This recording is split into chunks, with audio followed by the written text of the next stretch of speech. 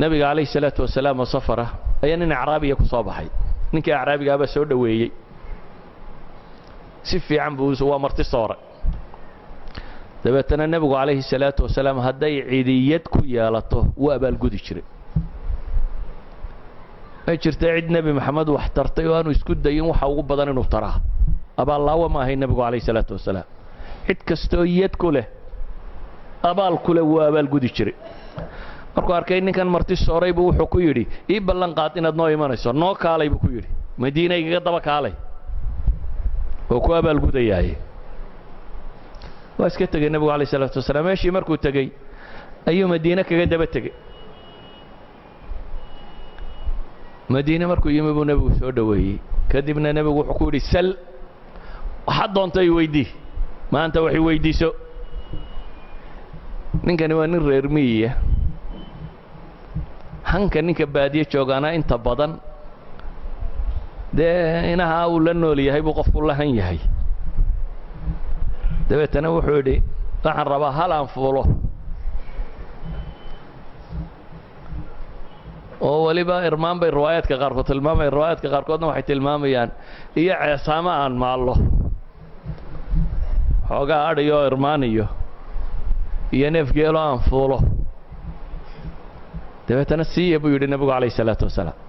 saxaabadiisiisuu ku soo jeesto wuxuu yidhi acajastum an takunuu midla cajuuzi bani israa'iil. waryaadhan war miyaa ka liidataan habartii reer banu israa'iil buu nebigu ku yidhi calayhi salaatu wasalaam. waxay idhahdeen ilaahay rasuulkiisiiyo habarta reer banu israa'iil maxay ahayd? nebigu calayhi salaatu wasalaam wuxuu sheegay islaan reer banu israa'iila. nebi muuse markii uu hijrooday ee uu ka baxay fircoon iyo meeshii uu maamulayey ee ay safarka ahaayeen ayay waddadii ka lumeen. dabeetana way soo noqdaan waddadii bay heli kari waayeen, lumistaa ku badatay. dabeetana waxay idhaahdeen muuse u istaag. raggii la socdaa waxay idhaahdeen ballan baa jira nebi yuusuf uu reer banu israa'iil ka qaaday oo aynan fulinin. waxaynu la lulumaynaa waa ballankii yuusuf baan u malaynaynaa. waa maxay buu yidhi. waxay dhahdeen nebi yuusuf wuxuu yidhi reer banu israa'iilow haddaa meeshaa ka baxdaan maydkayga ha kaga tegina iga qaada, xabaashayda qodoo iga qaada anigana. markaa ballankaasuu naga qaaday bay idhahdeen nebi yuusuf markuu geeriyoonayey. marka waxaynu la lumaynaa baan filaynaa ballankii yuusuf baynu khilaafnaye nebi yuusuf aan raadinno. yaa garanaya baa la yidhi xabaashii nebi yuusuf. waxaa la yidhi habar unbaa wax nooloo imika garanaya. hal islaanabaa hadhay, habartaasaa hadhay. habarta igu yeedha buu yidhi. habartii baa loo yeedhay. habartii baa waxaa la yidhi waxaan rabnaa inaadna tusto buu muuse leeyay meesha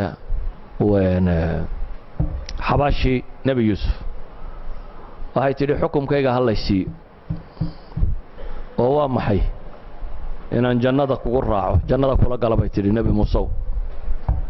waa habar janno doonaysaa. haddii aniga intaa haddaan layga rabo aniguna waxaan rabaa maxay? jannaan doonaya. hankeedu halkaasuu taagan yihi. dabeetana xadiidku wuxuu tilmaamayaa muuse arrintu ku yaro weynaatay. ilaahay baa u waxyooday muuse. waxaa la yidhi xukumkeeda sii, islaantaa xukumkeeda sii. waad leedahay baa la yidhi ballankaa laguu qaad inaad nebi muuse jannada u raacdid ee tilmaam. waxay tidhi nawadiya. waxay keentay meel mustanqaca, meel biyo fadhiisiyo qurun ah ayay keentay. waxay tidhi meesha tan biyaa ka dhura. meeshii baa biyaa laga dhuray. markii meeshii la engejiyey waxay tidhi halkaa qodo. dabeetana meeshii baa la qoday, waa laga soo saaray. dabeetana safarkii bay bilaabeen. taabuutii nebi yuusufna waa qaateen. waddadii unbaa ilaahay toobiye uga dhigay markaasiyo reer banu israa'iil sidii bay ku galbadeen oo ilaahay ninkii fircoon ahaa iyo kooxdiisii uu ku dhaafiyey oo uu soo gaadhi waayey. nebigu wuxuu leeyahy calayhi salaatu wasalaam ninkii uu yidhi sal ee wuxuu hungurigiisu noqday neef geela iyo 30 adhi ee waxoogaa adhiyo uu maalo ayuu wuxuu leeyahay cajastum an takunuu midla cajuusi bani israa'iil. war ma reer banu israa'iil habartoodii miyaa ka liidataan buu nebigu leeyahy calayhi salaatu wasalaam. waa tii saxaabigii yaraayee rabiica ibnu kacb alaslami xadiidkiisa inta badan maqasheen. in sha allah waxaan axaadiis sheegay wakhtigoo gaaban baan u soo koobay. in sha allah waa wada xasan iyo saxiix si ay culammadu soo naqliyaan.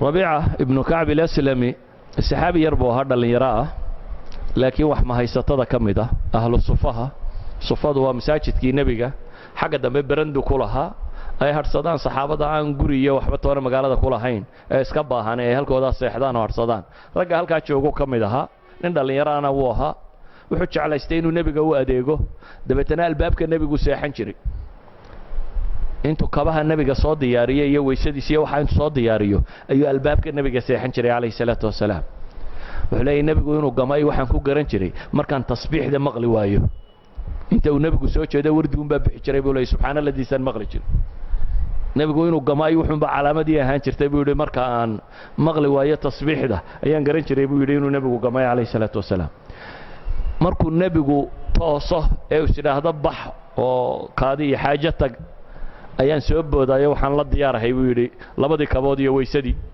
labada kabood baan u dhigaa weysadana waa u qaadaayo waa raacaa nebigu calayhi salaatu wasalaam waxaa arkay wiilkan yar ee dadaalaya dabeetana waxaanu nebigu ciddii wax u samaysaa waa u abaalgudi jiray abaallaawe marnaba ma ahayn maalintii dambuu nebigu u yeedhay wiilkiiyo wuxuu ku yidhi sal waar bal waxi weydiiso maxaad doonaysaa buu ku yidhi maxaan kuu qabtaa waatano aniga waad i caawisaye adna waxaan kuu qabto sheego riwaayadka qaarkood waxay yidhahdeen wuxuu yidhi ilaahay rasuulkiisiiyow aan soo fakero soo tashado u tashado wuxuu yidhi war nebi maxamed maxaad weydiisataa dabeetana wuxuu yidhi war adduunyo haddaad weydiisato soo barri dhiman maysa adduun muxuu tarayaa waa nin baahanoo masaajidka xaggiisa dambe hurdaa waxba haysanin kaan waxba haysanin ayaa haddana adduun agtiisa wax yar ka yahay oo wuxuu leeyahy war haddaad waxoogaa xoole adduun nebi maxamed weydiisato adduun muxuu yahay soo barri laga tegi maayo wuu soo noqday wuxuu yidhi waan tashaday ilaahay rasuulkiisiiyo haye maxaad rabtaa wuxuu yidhi waxaan rabaa muraafaqataka fi ljanna jannada inaan saaxiib kugula noqdo adduunka waa anigana waan ku arkaayo waa kaag dhowahaye jannadana inaan kaag dhowaado yacni waa jannada dhulkeeda sare inaan ana tago